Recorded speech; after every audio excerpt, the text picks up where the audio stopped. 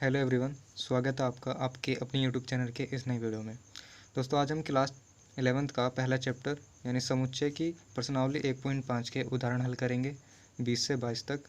उससे पहले हम समुच्चय का पूरक पढ़ेंगे, यानी समुच्चय का पूरक क्या होता है इसको मैं आपको समझाता हूँ। देखिए क्या होता है। सबसे पहले मैं इसकी डेफिनेशन लिख देता हूँ क्या होती है। देखिए मान लीजिए कि U एक सार्वत्रिक समुच्चय है और A U का एक उपसमुच्चय है, तो A का पूरक U के उन अवयव का समुच्चय है जो A के अवयव नहीं है। यानी कि ये क्या कह रहा है कि U उन अवयव का समुच्चय है जो A के अवयव नहीं है, यानी हमें U में से A के अवयव हटा देने हैं और जो फिर U में अवयव बचेंगे वो हम लिखेंगे। देखिए जैसे मैं एग्जांपल लेता हूँ, आपको अभी समझ आ जाएगा। मैंने U ले लिया 1 2 3 4 5 और 6, ठीक है। और A ले लिया मैंने 3 5 और 6, ये A ले लिया मैंने। अब देखिए मुझे A का पूरक निकालना है। A का पूरक निकालने के लिए हम A पे ऐसे डैश लगा देते हैं, इसे हम A का पूरक कहते हैं, ठीक है। देखिए अभी भी इसे हम किसे प्रतीक A डैश से निरूपित करते हैं। तो कैसे निकालेंगे? देखिए जो इन दोनों में सेम है, इसका मतलब ये होता है कि अगर हमें A डैश निकालना है तो हम U माइनस A करते हैं। U माइनस A यानी कि सार्वत्रिक समुच्चय में से A माइनस कर देते हैं। तो 1 2 3 4 5 6, ठीक है। इसमें से 2 5 और 6 जब हटाएंगे तो A डैश निकल के क्या आएगा? देखिए 2 हट जाएगा, 5 भी हट जाएगा और 6 भी हट जाएगा। तो 1 3 और 4 बचेगा, है ना। 1 3 और 4 बचेगा। इसको कहेंगे हम ये A का पूरक निकला, ठीक है। समझ गए? देखिए डेफिनेशन कि मान लीजिए A हमने कोई सार्वत्रिक समुच्चय मान लिया, A U का उपसमुच्चय। देखिए हमेशा उपसमुच्चय होता है A, क्योंकि A के सारे अवयव U के अंदर है, तो A इसका उपसमुच्चय हो गया। तो A का पूरक U के उन अवयव का समुच्चय है जो A के अवयव नहीं है। देखिए जो हमारा A का पूरक निकला है ना, ये A के अवयव नहीं है, ये A के अवयव नहीं है, ठीक है। तो इसको हम क्या कहते हैं? समुच्चय का पूरक, यानी कि कॉम्प्लीमेंट ऑफ अ सेट, ठीक है। इसको हम A डैश से प्रदर्शित करते हैं, A डैश से निरूपित करते हैं, ठीक है। आप इसको चलिए पहले आप इसको उसमें भी बना सकते हो डायग्राम में। मैं इसका डायग्राम बना के दिखा देता हूँ। देखिए मैं डायग्राम बना रहा हूँ। ये ले लिया हमने यूनिवर्सल सेट, ठीक है, सार्वत्रिक समुच्चय। अब हमें इसके अंदर A सेट बनाना है। ये हमने A सेट बना लिया, समुच्चय A, जो यहाँ पे हमने एग्जांपल लिया था, ठीक है। इसके अंदर A के अवयव भर देंगे सारे, 2 5 और 6, ठीक है। 2 5 और 6। अब देखिए क्या क्या बचे यूनिवर्सल सेट में। देखिए यहाँ पे 2 5 6 यहाँ पे आ गए, तो बाकी बचे हुए कहाँ पाएंगे? यानी कि 1 3 और 4, 1 3 और 4 बाहर आएंगे, ठीक है। तो A का पूरक हम कैसे लिखते हैं? ये बाहर वाले हिस्से में, इसमें यूनिवर्सल वाले हिस्से में जितने भी एलिमेंट आएंगे वो हमारा A का पूरक होगा, ठीक है। ये A का पूरक होगा, अंदर वाले नहीं लिखेंगे। देखिए मैंने ये हटा दिया तो खाली ये बचे, तो A का पूरक आ गया 1 3 4, ठीक है। समझ गए आप डायग्राम को भी? चलिए मैं अब एक उदाहरण लेता हूँ। देखिए उदाहरण नंबर 20 दिया है। मान लीजिए कि U बराबर 1 2 3 4 5 6 7 8 9 10 और A बराबर 1 3 5 7 9। तो A डैश ज्ञात कीजिए, यानी A का पूरक ज्ञात कीजिए। तो देखिए ए का पूरक कैसे ज्ञात करते हैं, ए डैश बराबर यूनिवर्सल सेट में से हम ए के अवयव माइनस कर देते हैं। ठीक है, फिर ए के अवयव माइनस करके जो यू में अवयव बच जाएंगे वो हमारा ए का पूरक हो जाएगा। देखिए 1 3 4 5, 1 2 3 4 5 6 7 8 9 और 10, ये यूनिवर्सल सेट। और ए क्या दिया है, 1 3 5 7 9। ठीक है, अब इसके जो अवयव इसमें हैं वो सारे हटा देंगे। देखिए 1 इसमें है, ये हट जाएगा, 3 इसमें है, ये हट जाएगा, 5 इसमें है, ये भी हट जाएगा, 7 है, ये हट जाएगा, और 9 ये हट जाएगा। तो अब देखिए जो इसमें यू में बच गए वो हमारा ए का पूरक होगा। जैसे 2 बचा, 4 और 6 8 और 10। ठीक है, ये हमारा इसका पूरक निकला, ए का पूरक निकल गए। ठीक है, ये इसका उत्तर हो गया। अब उदाहरण नंबर 21 है। मान लीजिए कि यू एक सह शिक्षा विद्यालय के कक्षा 11 के सभी विद्यार्थियों का एक समुच्चय है और ए कक्षा 11 के सभी लड़कियों का समुच्चय है। तो ए पूरक ज्ञात कीजिए। अब देखिए हमें यू यूनिवर्सल सेट क्या दिया है कि कक्षा 11 के सभी विद्यार्थियों का समुच्चय। ये सहविद्यालय है, यानी कि यहाँ पे इसमें कि इनकी जो कक्षा 11 है उनके जो विद्यार्थी हैं उसके अंदर लड़कियां भी हैं और लड़के भी हैं। कक्षा 11 के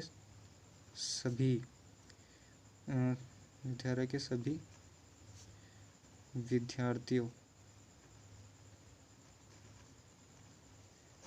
का समुच्चय दिया है। ठीक है, और ए क्या है, ये है कक्षा 11 के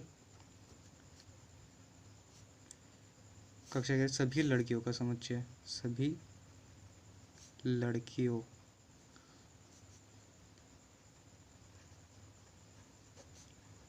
का समुच्चय। ठीक है, अब देखिए हमें ए पूरक निकालना है। ए डैश कैसे निकालते हैं, यू माइनस ए। ठीक है, अब देखिए ये जो कक्षा के सभी विद्यार्थी है इसमें लड़के भी हैं और लड़कियां भी हैं। और जब हम इनमें से लड़कियां निकाल देंगे, यू में से लड़कियां निकाल जब ये कॉलेज में से यानी कि कक्षा में से जब हम लड़कियां निकाल देंगे तो लड़के बचेंगे खाली। तो ए पूरक क्या निकलेगा, ए पूरक निकलेगा कक्षा 11 के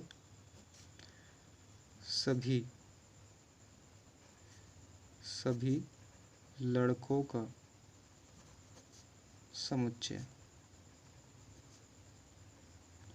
ये निकलेगा इसका आंसर। ठीक है, ये निकला इसका ए पूरक, कक्षा 11 के सभी लड़कों का समुच्चय। ठीक है, देखिए अब उदाहरण नंबर 22 है।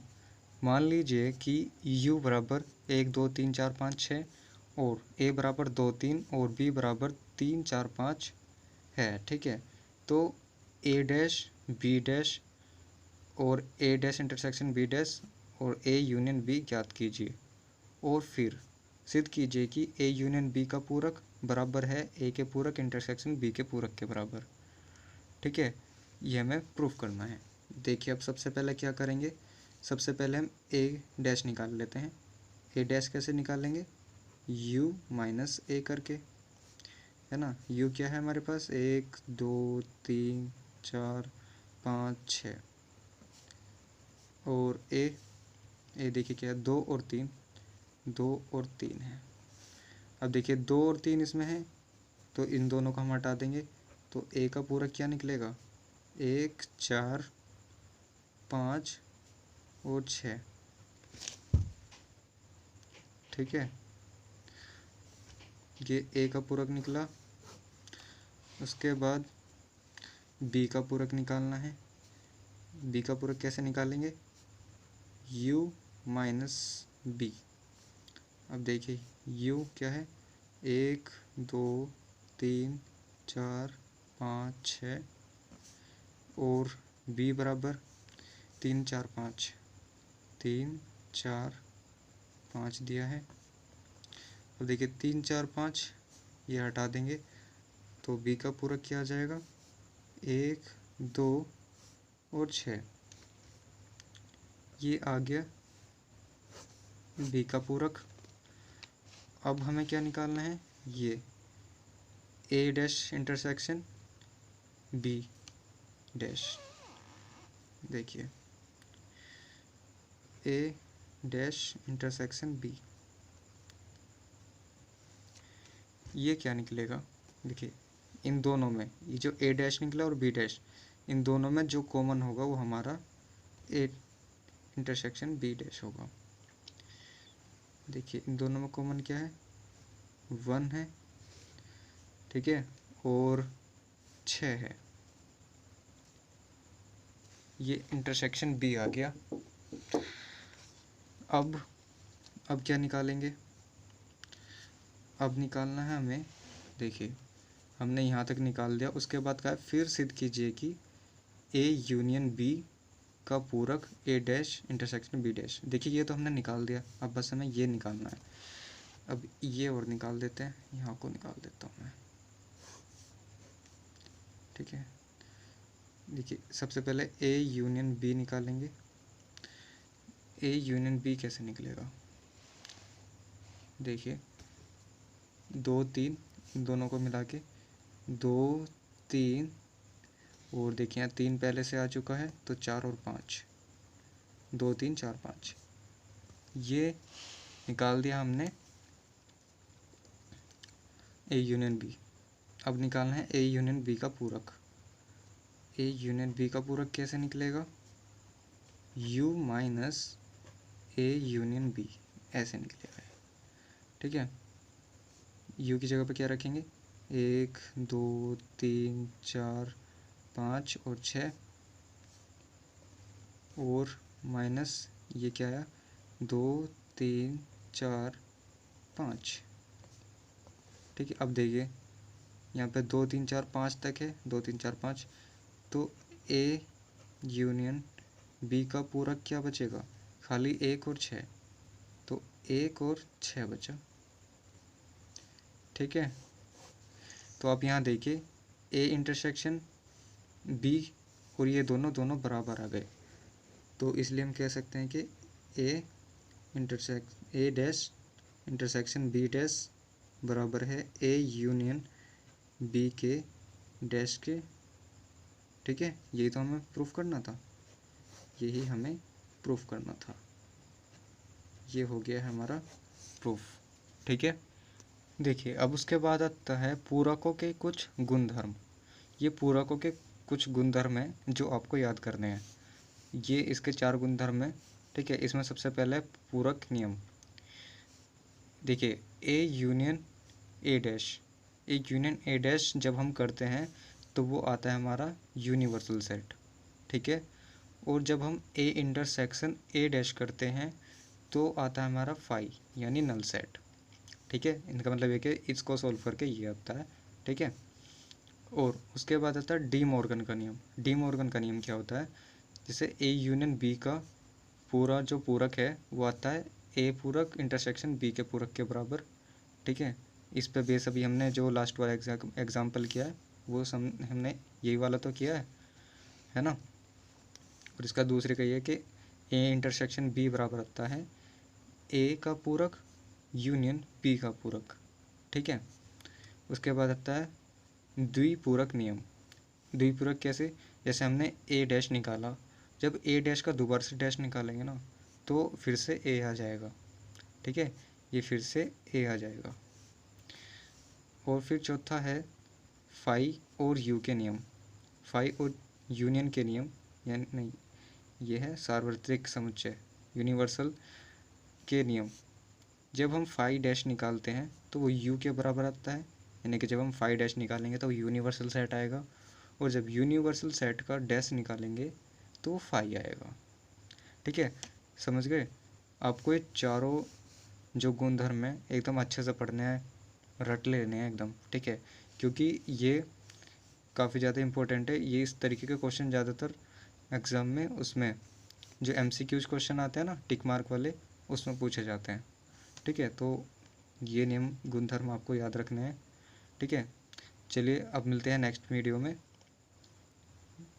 अगर आपको वीडियो पसंद आई तो लाइक ज़रूर करें और शेयर भी करें। Thank you.